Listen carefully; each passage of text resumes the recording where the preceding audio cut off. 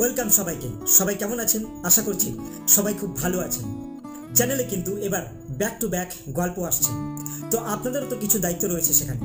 আপনারা প্লিজ গল্পগুলো লাইক করুন, শুনুন ভালো করে, চ্যানেলটিকে সাবস্ক্রাইব করুন, বন্ধুদের সাথে গল্পগুলো শেয়ার করুন, কমেন্ট করে জানান আমরা আর কি ইমপ্রুভমেন্ট আনতে পারি। শুরু হচ্ছে আজকের গল্প। টিক টিক টিক শব্দ করে আমাদের সামনে রাখা ঘড়িটা একবার বেজে উঠল। ঘড়িতে সময় দেখাচ্ছে দুপুর 3টে, অথচ এখন সকাল 11টার বেশি হতেই পারে না। আমাদের টেবিলের উপরে রাখা সাদা রঙের একটা মস্ত দেওয়াল ঘড়ি। এই ধরনের ঘড়ি আজ থেকে কয়েক বছর পর হয়তো আর দেখাই যাবে না। এই ঘড়ির বিশেষত্ব হলো এগুলো একটা নির্দিষ্ট সময় অন্তর শব্দ করে বাজতে থাকে। এক একটা ঘড়ি থেকে এক এক রকমের শব্দ হয়, তবে এই শব্দগুলো একটাই জিনিস জানান দেয় যে ঘড়িতে কটা বাজে। ঘড়িতে যতগুলো ঘন্টা থাকে ততগুলোই শব্দ ঘড়িটা থেকে বেরিয়ে আসে। তাই এমন একটা ঘড়ি আমাদের কাছে কি করে এলো সেটাই প্রথমে বলা দরকার। আজ সকালে উঠে প্রতিদিনের মতো খবরের কাগজ হাতে চা পান শেষ করেছি। একটু পরেই উঠি করব, স্নান করতে যাব ভেবেছিলাম। এমন সময় আমাদের ঘরে এসে ঢুকলেন এক ভদ্রলোক। নিচে পুঁটিরাম ছিল না, কারণ সে বাজার গিয়েছে। ঘরের দরজা যে একদম খোলা ছিল সে কথা নয়, ব্যোমকেশ নিচেই ছিল। ভদ্রলোক ব্যোমকেশের পিছন পিছন ঢোকার কথা, কিন্তু ব্যোমকেশ ঢুকে যাওয়ার পরে ভদ্রলোক আমার দিকে তাকিয়ে থমকে দাঁড়ালেন। তারপর বেশ কিছুক্ষণ আমায় পর্যবেক্ষণ করে নিয়ে বললেন, চিনতে পারছো? অজিত না? আরে সেই উত্তর পাড়ায় তোমাদের বাড়ির কাছে ছিলাম গো। আরে ভুলে গেলে? সে একসাথে কত ফুটবল পেটিয়েছি মাঠে। এ কথা বলার পরেও কিন্তু আমি তাকে চিনতে পারলাম না। একটু পরে সে যখন তার নামটা আমায় বলল, তখন যেন হঠাৎ করেই চিনতে পারলাম।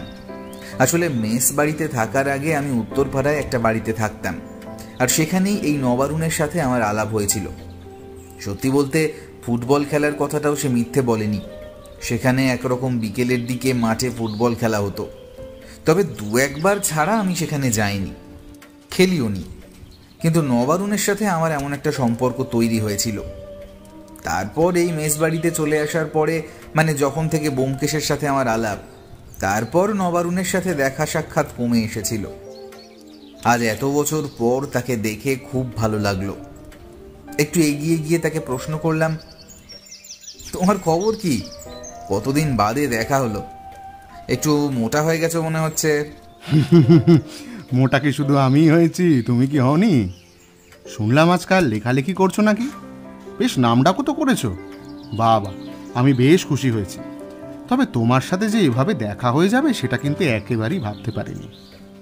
হ্যাঁ, শুনেছিলাম ব্যোমকেশবাবুর সাথেও তুমি নাকি থাকো, তবে তুমি যে সেই অজিত সেটা সত্যিই বুঝতে পারিনি। এরপর আমরা দুজন মিলে ব্যোমকেশের ঘরে ঢুকে বসলাম। ব্যোমকেশ আমাদের কথাবার্তা শুনতে পেয়েছিল, তাই আমাদের দিকে তাকিয়ে একটু হেসে বলল, আপনি তাহলে আমাদের অজিতের বন্ধু? তা বেশ। আরে বন্ধু বলে বন্ধু, সে একবার কি হয়েছিল ব্যোমকেশবাবু শুনুন। সেই বৃষ্টির মধ্যে আমরা মাঠে তো ফুটবল খেলতে নেমেছি, তারপর সে কি কাণ্ড! কি অজিত! আমি হাঁ হাঁ করে উঠলাম। নবারুণকে আমি চিনি, তার মুখে কিছুই আটকায় না। সে এক্ষুনি সব কিছু বলে বসবে, আর তা বলে বসলে ব্যোমকেশ আমার পিছনে লাগবে। এরপর আমি তাই বললাম, তোমার ব্যাপার কি? হঠাৎ আজ এখানে এসে উপস্থিত হয়েছ? আগে খেয়াল করিনি, এখন দেখতে পেলাম ব্যোমকেশের টেবিলের উপরে একটা বেশ বড় সড়ো ঘড়ি রাখা রয়েছে। মনে হয় নবারুণ সেটা হাতে করে নিয়ে এসেছে।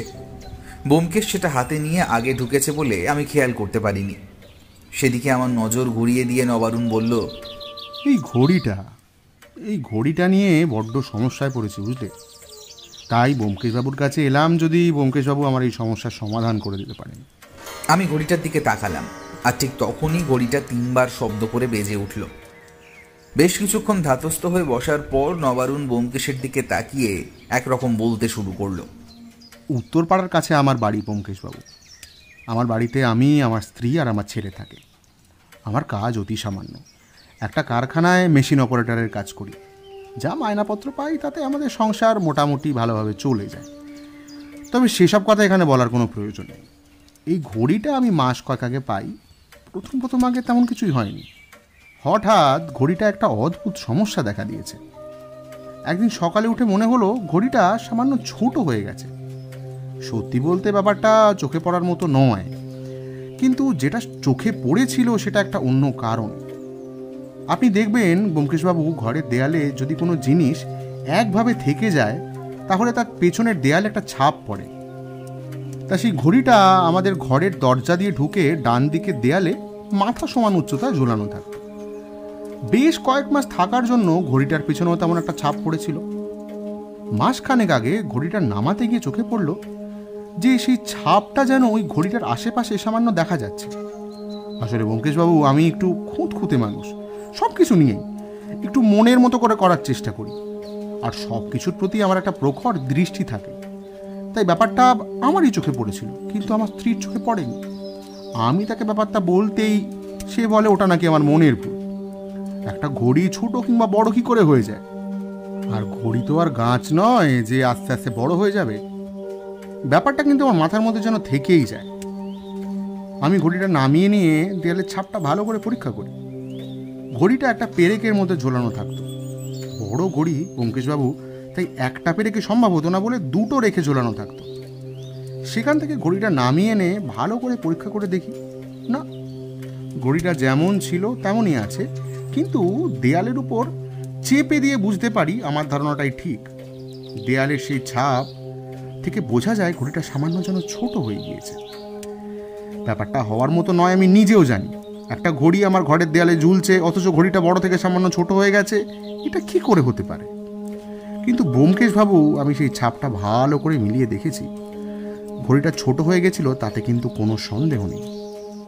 আচ্ছা নবরণবাবু, আপনার মনে আছে আপনি ঠিক দেখেছিলেন সেই ছাপটা আপনার ঘড়িটার থেকে বড়? আর এছাড়া অন্য কোনো পার্থক্য লক্ষ্য করেছিলেন ঘড়িটার মধ্যে?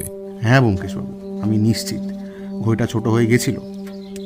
তবে সেই একটা পার্থক্য ছাড়া ঘড়িটা দেখে কিন্তু আর কিচ্ছু বোঝার উপায় নেই।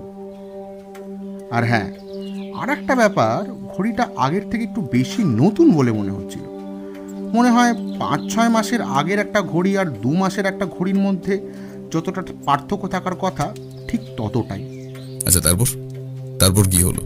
ব্যাপারটা কিন্তু আমার মাথার মধ্যেই রইল। সব কিছু স্বাভাবিকভাবেই চলতে থাকলো। ওই ঘড়ির ছাপ থেকে ছোট হয়ে যাওয়া ছাড়া আর কোনো পার্থক্য আমি কিন্তু দেখতে পেলাম না। তারপরে বেশ কয়েকদিন কেটে গেল। আরও একদিন কি যেন মনে হতে আরও একবার ঘড়িটার সামনে গিয়ে দাঁড়িয়ে ভালো করে যখন দেখছি, তখন মনে হলো ঘড়িটার চারপাশে সেই সামান্য ছাপের ফাঁকটুকু আর দেখা যাচ্ছে না।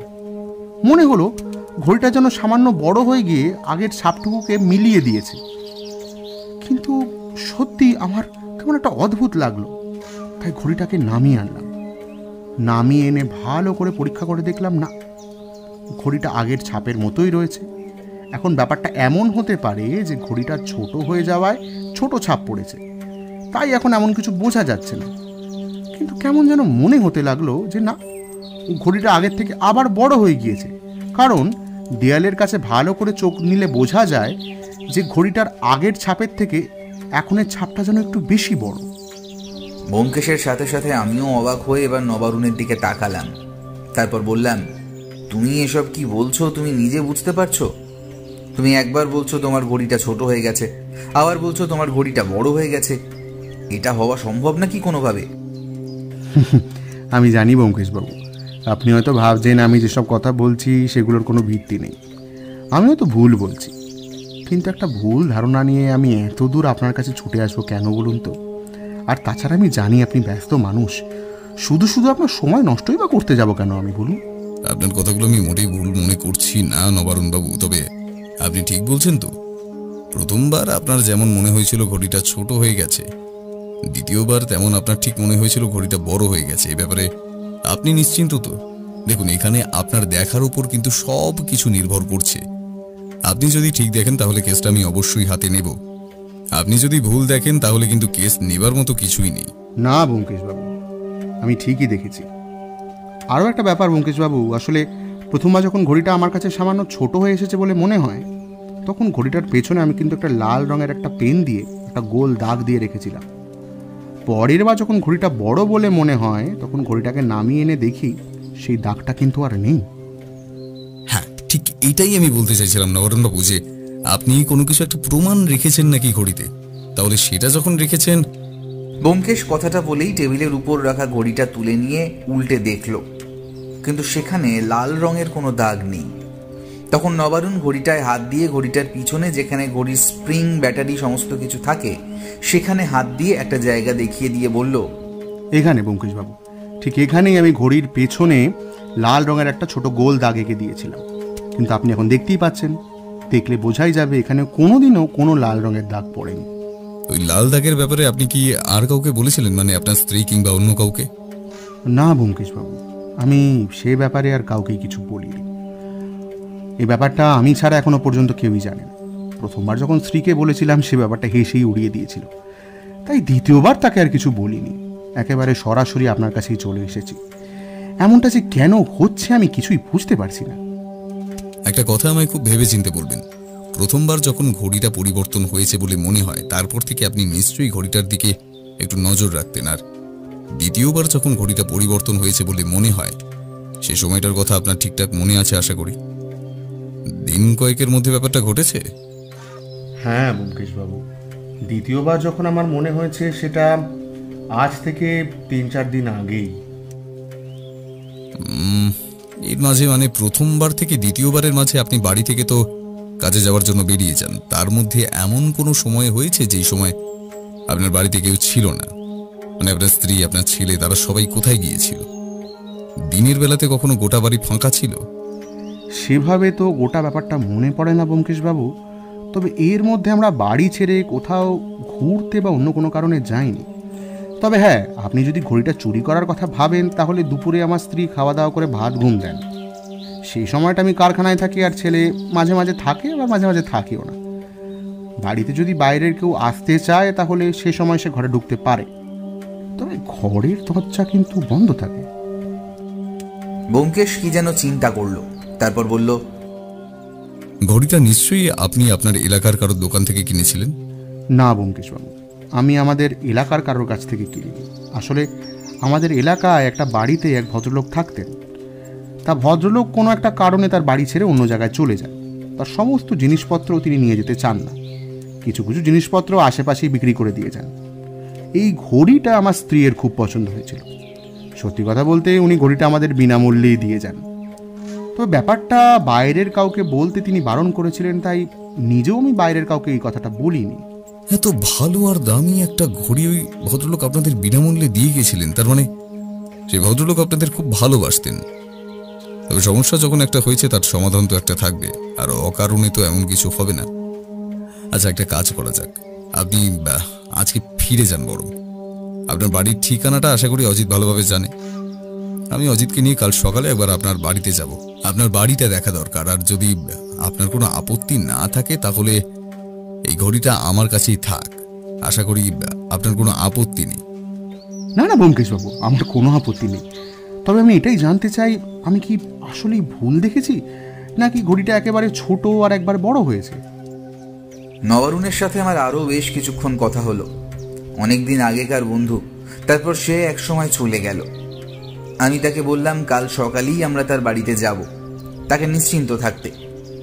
তবে এমন একটা অদ্ভুত ব্যাপার নিয়ে সে যে আসবে সেটা আমি ভাবতে পারিনি। সে চলে যাওয়ার পরে ব্যোমকেশের কাছে গিয়ে বসতে দেখলাম ব্যোমকেশ কিছু একটা ভাবছে।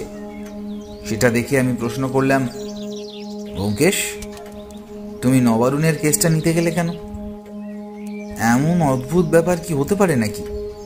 দেওয়ালে ঝুলতে থাকা একটা ঘড়ি নিজে থেকেই ছোট হয়, বড় হয়, কিভাবে সম্ভব? কেসটা নেওয়ার আসল কারণটা তুমি নিজের মুখেই যে বলে দিলে অজিত।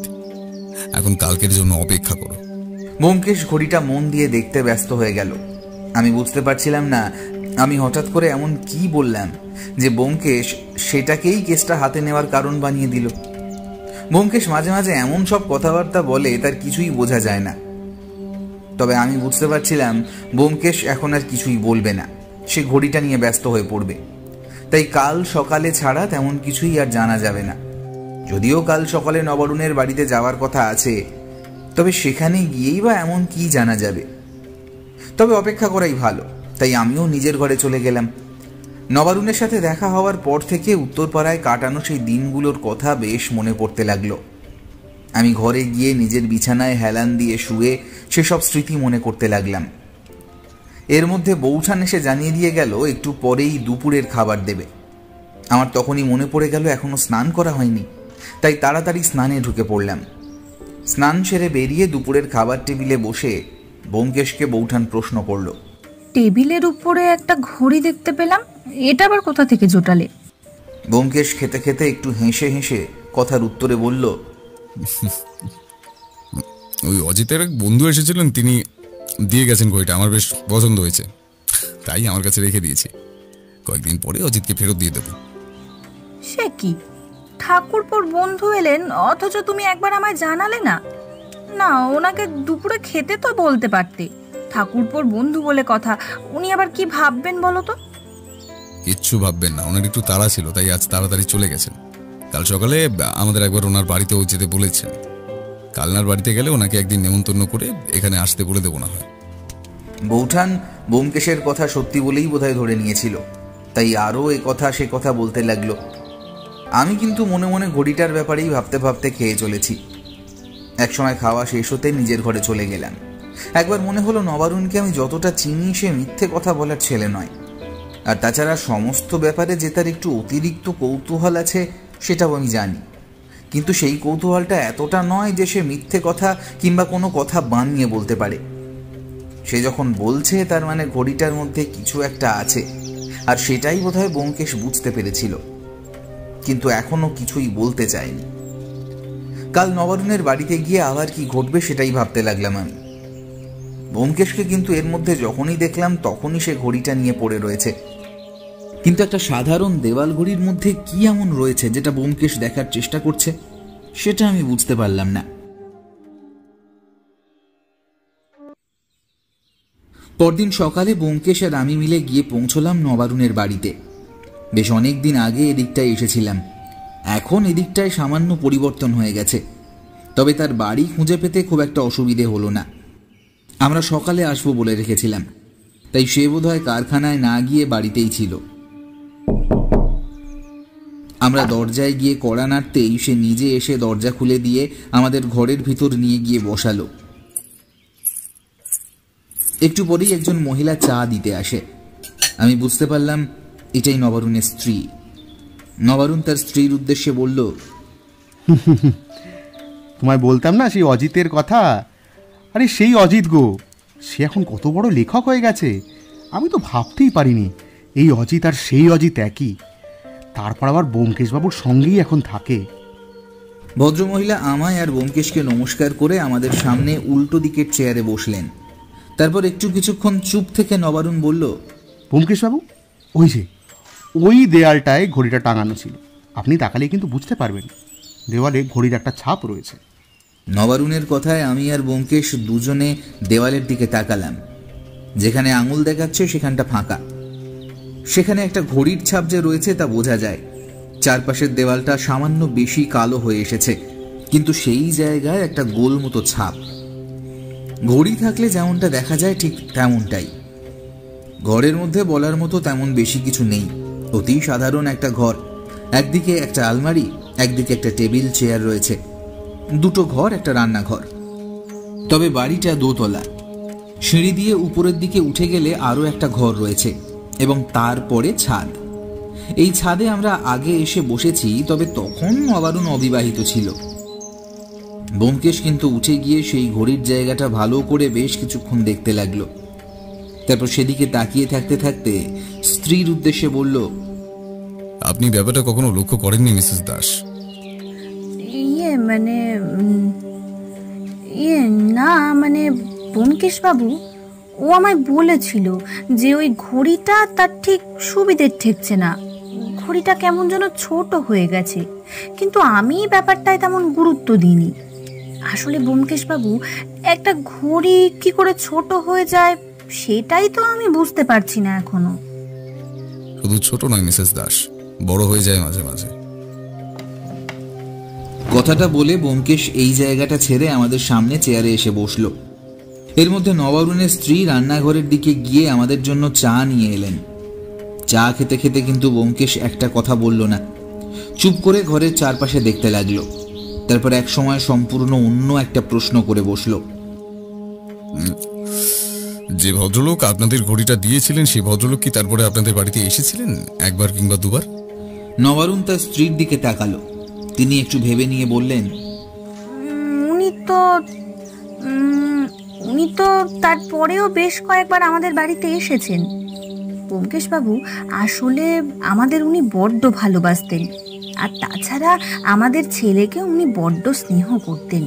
তাই ওকে দেখার জন্য মাঝে মধ্যেই আসেন, কিন্তু প্রায় মাসখানেক হয়ে গেল তিনি আর আসেননি।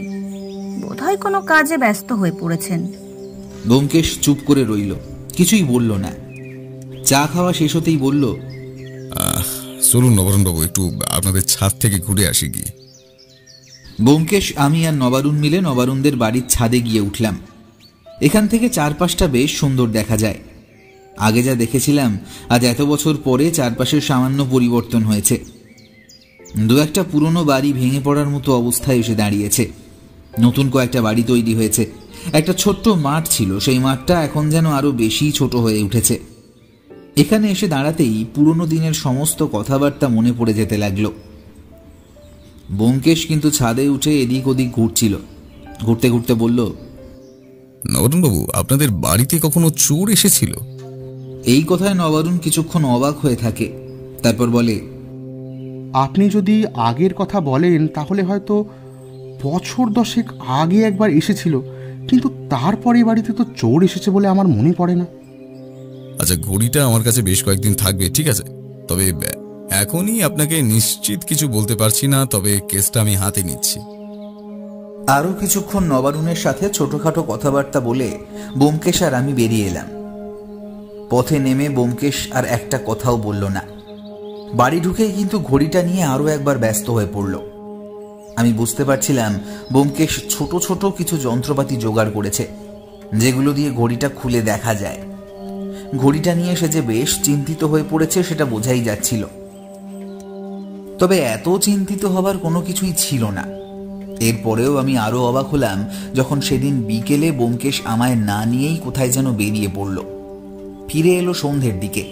তখন তার মুখ দেখে মনে হলো সে যেন কিছু একটা জানতে পেরেছে কিংবা অনুমান করতে পেরেছে। আমি তাই প্রশ্ন করলাম, ব্যোমকেশ, নতুন কিছু জানতে পেরেছো এই কেসটার ব্যাপারে? ঘড়িটা কিভাবে ছোট হয়ে যাচ্ছে কিংবা বড় হয়ে যাচ্ছে সেটা অন্তত জানতে পারিনি অজিত। ব্যোমকেশের কথায় কি যেন একটা ছিল। আমি হেসে উঠলাম। হেসেই বললাম, তুমিও তাহলে মেনেই নিলে নবারুণ ভুল দেখেনি, ঘড়িটা নিজে থেকেই ছোট বড় হয়ে যায়। সে বিষয়ে আমি কিছু বলতে পারি না, তবে একটা কথা অজিত, সবসময় আমরা যেটা দেখি সেটা কিন্তু নাও হতে পারে। এই তুমি হেয়ালি বাদ দিয়ে আমায় একটু খুলে বলো তো ব্যাপারটা কি? এখনো সময় হয়নি, সময় হলে তুমি নিজেই বুঝতে পারবে অজিত। আচ্ছা, এখন আমার একটু কাজ রয়েছে। কথাটা বলে একরকম আমায় যেন দেখতেই পায়নি এমন ভাব করে ব্যোমকেশ নিজের ঘরে গিয়ে ঢুকলো। আমিও তার কাছে আর গেলাম না। আমিও নিজের ঘরে গিয়ে নিজের কাজ করতে লাগলাম। ব্যোমকেশ যে কেসটা কোন দিকে নিয়ে যাচ্ছে সেটা আমি কিছুতেই বুঝতে পারছিলাম না। হঠাৎ করেই আমায় তার সাথে বেরিয়ে পড়তে হলো। আমি কিছুই জানি না। হঠাৎ করে ব্যোমকেশ আমার ঘরে এসে বলল, অজিত, ব্যস্ত আছো? আমার সাথে একবার বেরিয়ে পড়তে পারবে? আমি একটু অবাক হয়ে বললাম, না, তেমন কোনো কাজ নেই, তবে তোমার হঠাৎ আমায় মনে পড়লো। তুমি তো একাই কেসটা নিয়ে ভালোই ঘাঁটছিলে। কেসের ব্যাপারে কখন কি করতে হয় সেসব মনে থাকে না অজিত। চলো চলো, আমার সাথে বেরিয়ে পড়ো, একজনের সাথে দেখা করতে যেতে হবে। ব্যোমকেশের সাথে বেরিয়ে একটা ভাড়ার গাড়ি নিয়ে আমরা একটা নির্দিষ্ট ঠিকানায় গিয়ে পৌঁছলাম। বোধহয় ঠিকানাটা ব্যোমকেশই জোগাড় করেছিল। তারপর একটা বাড়ির সামনে গিয়ে এবং পাশের চায়ের দোকানদারের কাছে জেনে নিল গোবিন্দ নারায়ণ নামে এক ভদ্রলোকের বাড়ির ঠিকানা। চায়ের দোকানদার সামনের দিকে একটা বাড়ি দেখিয়ে দিতেই আমরা সেখানে গিয়ে পৌঁছে কড়া নাড়লাম। ভিতর থেকে এক ভদ্রলোক বেরিয়ে দরজা খুললেন। ব্যোমকেশ তাকে দেখে নমস্কার করে বলল, নমস্কার গোবিন্দবাবু, আপনি আমায় চিনবেন না, আমি আসলে ব্যোমকেশ বক্সী। আপনার সাথে একটা ব্যাপারে একটু কথা বলার ছিল। আচ্ছা, আপনার এখন সময় হবে? ব্যোমকেশের কথা শুনে ভদ্রলোক দরজা থেকে সরে গিয়ে আমাদের ভিতরে ঢুকতে দিলেন। ভদ্রলোকের বসার ঘরে চেয়ারের উপর আমরা বসলাম। ভদ্রলোক আমাদের উল্টো দিকে বসলেন, কিন্তু তার মুখে স্পষ্ট চিন্তার ভাঁজ। ব্যোমকেশ মুখ ঘুরিয়ে এদিক ওদিক তাকাচ্ছে দেখে তিনি বললেন, আপনাকে আমি চিনব না সে কথাটা ঠিক নয় ব্যোমকেশ বাবু। আপনি যে সেই স্বনামধন্য গোয়েন্দা তা আমি ভালোভাবেই জানি, কিন্তু হঠাৎ আপনার আমার বাড়িতে আসার কারণটা কি? আমি গোয়েন্দা নই গোবিন্দবাবু, আমি সামান্য সত্যান্বেষী। তবে আপনার বাড়িতে আসার কারণ একটা রয়েছে, সে ব্যাপারে। ব্যোমকেশের কথাটা মাঝপথে থেমে গেল। ব্যোমকেশ উঠে গিয়ে ভদ্রলোকের দেওয়ালে ঝোলানো একটা দেওয়াল ঘড়ি ভালো করে দেখতে লাগলো। তারপর হঠাৎ গোবিন্দবাবুর দিকে তাকিয়ে প্রশ্ন করল, আপনি এ বাড়িতে কতদিন হলো এসেছেন? তা প্রায় বছর খানেকের সামান্য কম হবে। কেন বলুন তো? নবারুণ দাস নামে আপনি কাউকে চেনেন? গোবিন্দবাবু এই প্রশ্নে একবার কেমন যেন ব্যোমকেশের দিকে তাকালেন, তারপর বললেন, হ্যাঁ চিনি। আমি আগে যেখানে থাকতাম সেখানেই ওরা থাকতো। ওদের ছেলেটিকে আমার বেশ ভালো লাগতো, তাই ওদের বাড়িতে মাঝে মাঝে যেতাম। এমনকি এখানে চলে আসার পরেও কয়েকবার ওদের বাড়িতে আমি গিয়েছি। কিন্তু কেন বলুন তো ব্যোমকেশ বাবু, কিছু কি হয়েছে?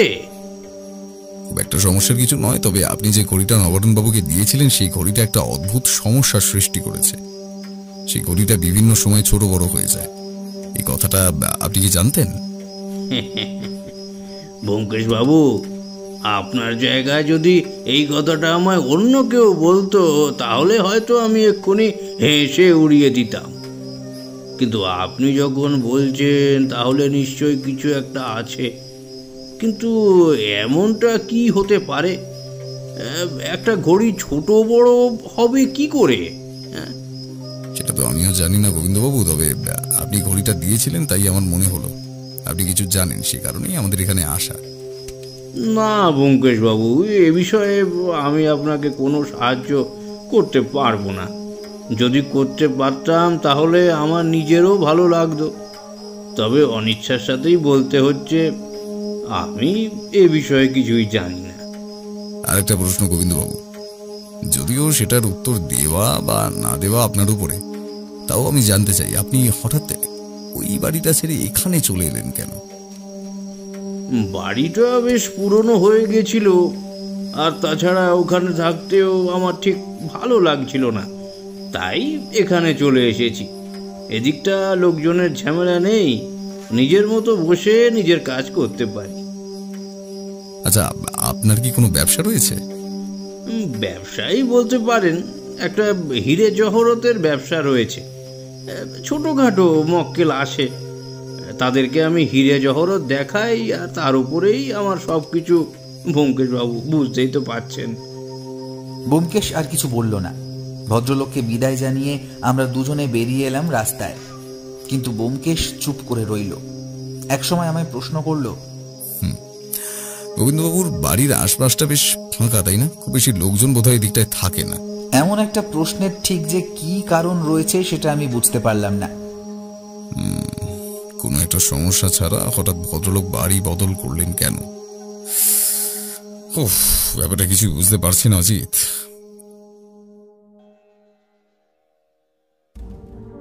পরের গোটা দিন ব্যোমকেশ বাড়িতে ছিল না, কোথায় যেন বেরিয়ে পড়ল।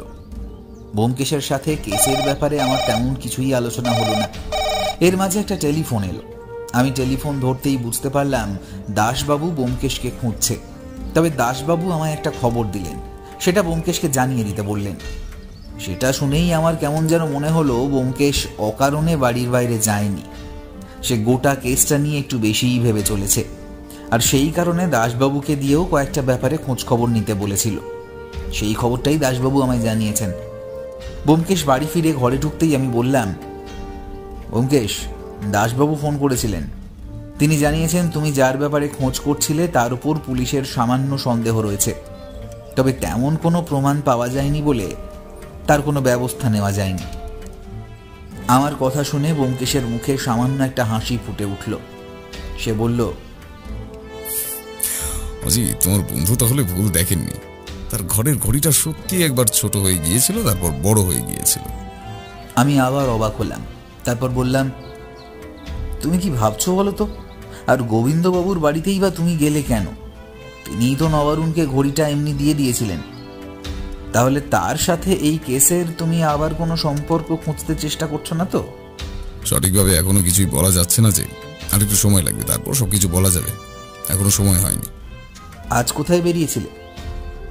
কয়েকটি ইতিহাস জানার ছিল, সেই ইতিহাসগুলো জেনে নিলাম। তবে মনে হচ্ছে এবার কেসটা এক ধাপ আমরা এগোতে পারবো। তবে আমার মনে হয় না কেসটা ঠিক যেমনভাবে মনে করছি তেমনভাবেই শেষ হবে। কথাটা বলেই ব্যোমকেশ বাথরুমের দিকে চলে গেল। আমি বুঝতে পারলাম ব্যোমকেশ আবার মৌনব্রত অবলম্বন করলো। আবার নতুন করে কোনো কিছু না হওয়া পর্যন্ত কিছুই জানা যাবে না। ঘড়িটা কিন্তু ব্যোমকেশের টেবিলের উপরেই ছিল। সে স্ক্রুড্রাইভার জোগাড় করে ঘড়িটা প্রায় খুলে ফেলেছিল, তারপর আবার সেটা নতুন করে জুড়ে দিয়েছে। তবে এই সমস্ত কিছু করতে তার বেশ খানিকটা সময় লেগেছে। তবে ঘড়িটা খুলে যে সেটার ভিতর থেকে কিছু পাবে সেই আশাটা আমি নিজেও করিনি, আর ব্যোমকেশ নিজেও কিছু পায়নি। যদি পেত তাহলে সেটা নিশ্চয়ই আমায় সে বলতো। তবে চেষ্টা যখন দাসবাবুকে পর্যন্ত জড়িয়ে ফেলেছে, তাহলে কোনো একটা অপরাধ তো নিশ্চয়ই ঘটেছে, না হলে পুলিশকে সে এ ব্যাপারে খোঁজ নিতে বলবে কেন? এইসবের মাঝে নবারুণ আরও একদিন বাড়িতে এসে হাজির। ব্যোমকেশের ঘরেই তাকে বসানো হলো। আমি আর ব্যোমকেশও বসলাম। এর মাঝে বৌঠান এসে পৌঁছল। তাকে দেখেই নবারুণ নমস্কার করতে বৌঠান বলল, আপনি সেই দিন এলেন, আপনাকে সামান্য চা ছাড়া আর কিছুই দেওয়া হলো না। আপনি বড্ড তাড়াহুড়ো করে চলে গেলেন। আপনি ঠাকুরপোর বন্ধু সেটা তো আমি জানতামই না। নবারুণ সামান্য হাসল, তারপর বলল, এমন একজন বিখ্যাত লেখকের বন্ধু হওয়াটাও যে সৌভাগ্যের কথা মিসেস বক্সী। তবে সেদিন আপনার সাথে দেখা না করাটা সত্যিই অন্যায় হয়ে গিয়েছে। আজ কিন্তু আপনি দুপুরে খাওয়া দাওয়া করে এখান থেকে যাবেন, তার আগে আপনাকে ছাড়ছি না একদম। কারখানার একটা কাজে আমাকে এদিকে আসতে হয়েছিল, তাই ভাবলাম একবার ব্যোমকেশবাবুর সাথে দেখা করে যাই। আমি অন্য একদিন আসবো না হয়, আজ আমায় কারখানায় ফিরে যেতে হবে, একদম দেরি করা যাবে না। এতক্ষণ পর ব্যোমকেশ বলে উঠল, আজও তোমার মনোবাঞ্ছা পূর্ণ হলো না সত্য। নবারুণবাবুকে আবার অন্য একদিন আসতে হবে তোমার হাতের রান্না খেতে। তবে নবারুণবাবু, আমি এই কথা বলতে পারি, আপনি একবার সত্যর হাতের রান্না খেলে তা কিন্তু ভুলতে পারবেন না। ব্যোমকেশের কথায় আমরা দুজন হেসে উঠলাম। বৌঠান একটু লজ্জা পেয়েই ঘর থেকে বেরিয়ে গেলেন। তার আগে বলে গেল, নবারুণ বাবু, সর্ষের উপরে পা দিয়ে এইভাবে বারবার আসবেন না। এরপরে যখন আসবেন, পায়ের তলা থেকে সর্ষে সরিয়ে তারপরে আসবেন। পরের বার কিন্তু আপনাকে না খাইয়ে একদমই ছাড়বো না।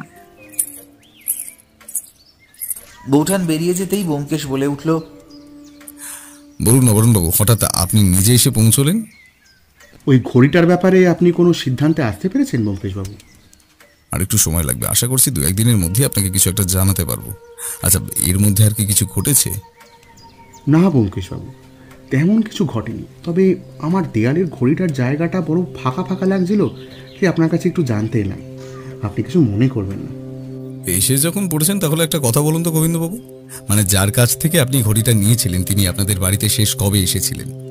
নবারুণ যেন বেশ কিছুক্ষণ মনে করার চেষ্টা করল, তারপর বলল,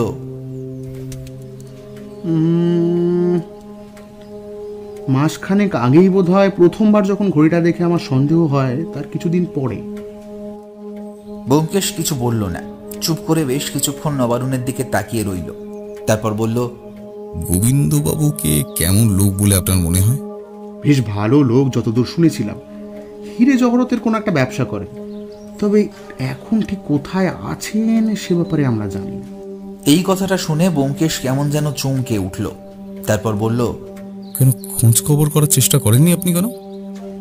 আমি সারাদিন নিজের কাজ নিয়েই থাকি, আমার সেই বাড়িতে তিনি মাঝে মাঝে আসতেন, তবে সেভাবে তার বাড়িটা আমরা চিনে উঠতে পারিনি। তবে দক্ষিণের দিকে কোথাও একটা থাকতেন, সে কথা কিন্তু আমাদের বলেছেন। এরপর আর বেশি কথা হলো না। নবারুণ একটু পরে উঠে চলে গেল।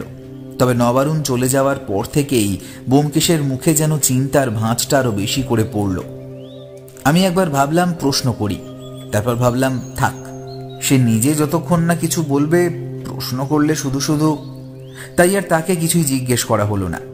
তবে আসল ঘটনাটা ঘটল তার 2 দিন পর। আমি আর ব্যোমকেশ গিয়ে পৌঁছলাম নবারুণের বাড়িতে। নবারুণ ততক্ষণে কারখানা থেকে চলে এসেছে।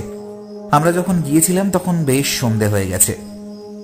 আমাদের দেখে নবারুণ খানিকটা অবাক হলেও আমাদের ঘরে নিয়ে গিয়ে বসতে দিল। তারপর আমাদের সামনে এসে চুপ করে বসে রইল। কিছুক্ষণ বসে থাকার পর ব্যোমকেশ বলল, প্রথমে একটা প্রশ্ন করবো আপনাকে। আপনাকে করাচ্ছে আপনার স্ত্রীকে করাটাই ভালো হবে। শেষবার, মানে শেষ 2বার যখন গোবিন্দবাবু আপনাদের বাড়ি এসেছিলেন, তখন কি তার সাথে একটা বড় কালো রঙের ব্যাগ ছিল? এই কথার উত্তরটা দিলেন নবারুণের স্ত্রী সরস্বতী দাস। হ্যাঁ ব্যোমকেশবাবু, উনি শেষবার যখন এসেছিলেন তখন তার সাথে একটা কালো রঙের ব্যাগ ছিল। যতদূর আশা করতে পারি সেই সময় আপনার স্বামী কারখানায় ছিলেন এবং আপনার ছেলে তখন এই ঘরে আসেনি। ছেলে তখন স্কুলে ছিল ব্যোমকেশবাবু। উনি দুপুরের দিকেই এসেছিলেন, কিন্তু কেন বলুন তো? ওনাকে বসিয়ে রেখে আপনি কোনো কারণে ঘরের ভেতর গিয়েছিলেন, মানে এই ঘরে এই বসার জায়গায় উনি বেশ কিছুক্ষণের জন্য একা থেকেছিলেন কেন? সরস্বতী দাস মাথা নাড়িয়ে ব্যোমকেশের কথায় সম্মতি জানাতে ব্যোমকেশ বলল, যে কথাগুলো এবার আপনাদের বলতে চলেছি সেগুলোর অনুমান আমার রয়েছে, তবে সঠিক প্রমাণ এই মুহূর্তে আমি পাইনি। তবে আশা করছি বেশ কিছুদিনের মধ্যেই সেটা পেয়ে যাব। আপনারা যখন গোবিন্দবাবুর কাছ থেকে সেই ঘড়িটা নেন তখন সেই ঘড়ির মধ্যে একটা দামি পাথর ছিল। যতদূর সম্ভব সেই পাথরটা একটা চোরাই পাথর। প্রায় বছরখানেক আগে কলকাতা শহরে একটা দামি পোখরাজ পাথর চুরি হয়ে যায়। সেই পাথরটা কিন্তু আর খুঁজে পাওয়া যায় না অনেক চেষ্টা করে। আমার মনে হয় সেই পাথরটা গোবিন্দবাবুর হাতে এসে পড়েছিল। তিনি কোনোভাবে ওই ঘড়ির মধ্যে পাথরটা রেখে দেন। তারপর কোনোভাবে পুলিশের সন্দেহ হয় গোবিন্দবাবুর উপরে। তবে সরাসরি সন্দেহের বশে কারোর বাড়ি তল্লাশি করা যাবে না, আর করলেও সেই পাথরটা ঘড়িতেই থাকবে সে কথা কেউ ভাবতে পারবে না। গোবিন্দবাবুর সাথে এই চোরাই পাথরের লেনদেনের একটা সম্পর্ক ছিল। তিনি হিরে জহরতের ব্যবসার পাশাপাশি এই ধরনের কাজকর্ম করতেন, সে ব্যাপারটা আমরা কিছু সূত্র মারফত জানতে পেরেছি এবং আমার মনে হয় তিনি বাড়ি ছেড়ে গিয়েছিলেন ওই একটা কারণে। তার উপর বোধহয় পুলিশের সন্দেহ, এমনকি আশেপাশের লোকেদের সন্দেহ হলেও হতে পারে। সেই সময় তিনি ঘড়িটা নবারুণবাবুকে দিয়ে যান একটাই কারণে, যাতে ঘড়িটার মধ্যে পাথরটা ভালোভাবে থাকে। আর আমার মনে হয় তারপরেই কোনোভাবে পুলিশ তার বাড়িও সার্চ করেছিল। সেখান থেকে তিনি অন্য জায়গায় চলে যান, কিন্তু নবারুণবাবুর সাথে তার সম্পর্ক ভালো হয়। তিনি এখানে মাঝে মাঝে আসতেন এবং দেখে যেতেন ঘড়িটা।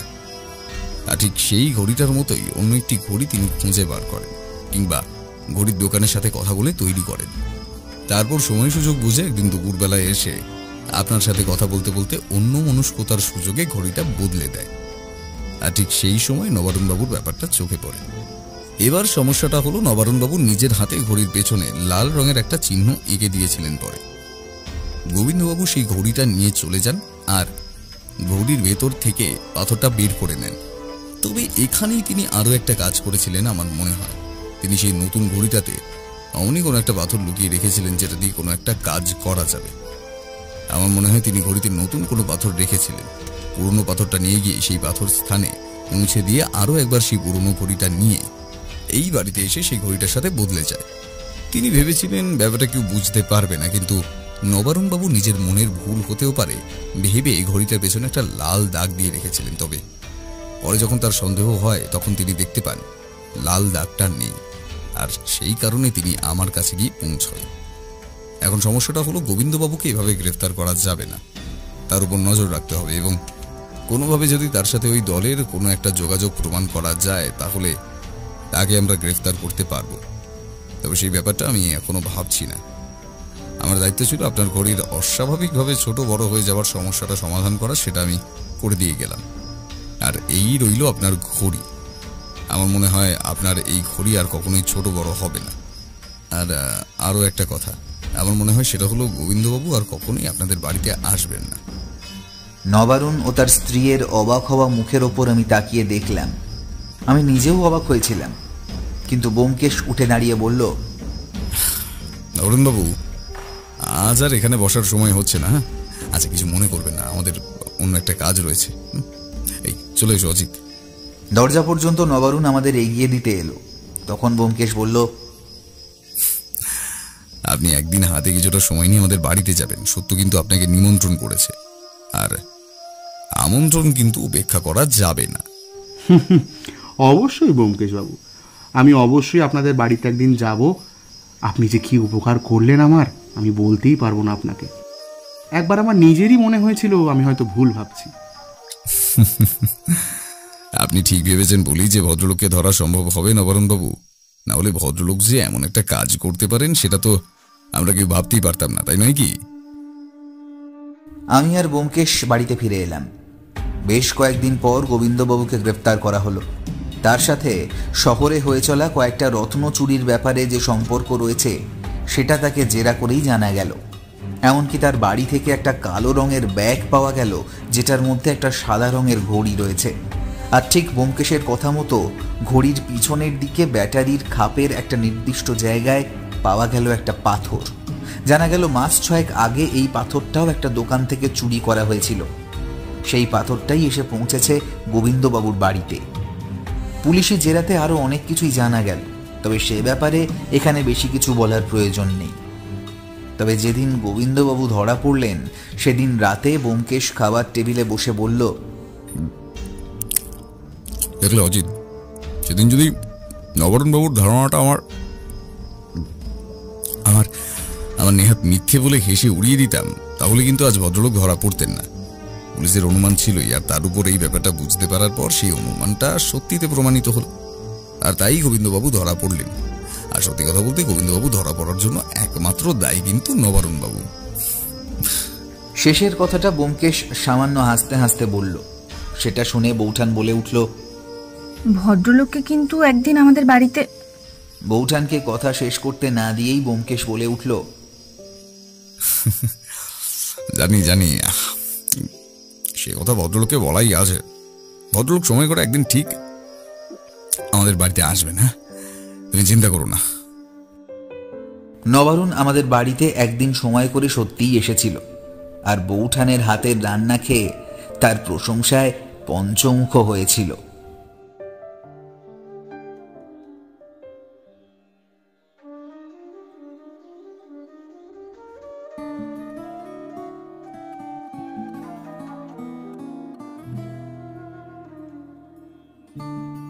এতক্ষণ শুনছিলেন সৌমেন মুখার্জির কলমে গল্প।